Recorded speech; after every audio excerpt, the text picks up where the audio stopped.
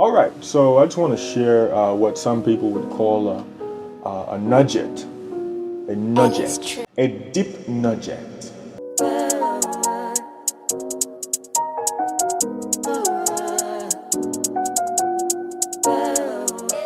So we may be familiar with the life of Elizabeth and Zachariah. I think the word lets us know that they were blameless or righteous people. Anyway, what we know is that they were older and they hadn't had a child, maybe 60s, 70s, and they hadn't had a child. So one day Zachariah, he was doing his, I believe, priestly duties, and he went up to the temple to pray. Angel visits him and says, hey, your prayer has been answered, your prayer has been heard, and you shall have a son. And anyway, pretty much, Zachariah, he doubts. He's like, I'm old, my wife is old, how are we gonna have a child? Long story short, Angel's like, hey, because you doubted, you're gonna be mute.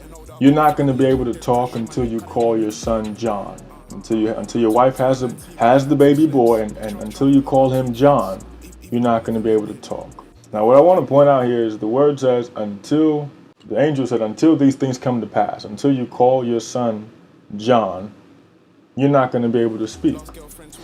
Now, what's interesting is Zachariah is mute. So if you think about it, how would he even call his son's name John? He can't talk. So we fast forward, and Elizabeth has a son, and she's like, family's over, kinfolks are over, and she says, we're gonna call him John. Family's like, no, no one's named John here. No one in your family's named John. Sorry, Johnny. No one in your family's name is John. Now we're gonna call him after his dad, Zachariah. So the family's like, whatever, Lizzie. They go to Zachariah and they give him a tablet so he can write. And he writes his name is John. And once he writes it, his tongue is loosed and he can speak. Now, there's something that we can see here. The angel said, until you call your son's name John, you're not going to be able to speak. Zachariah never verbally called his son's name John. He just wrote his name is John. And so we can see that God honors what we write just as much as what we say.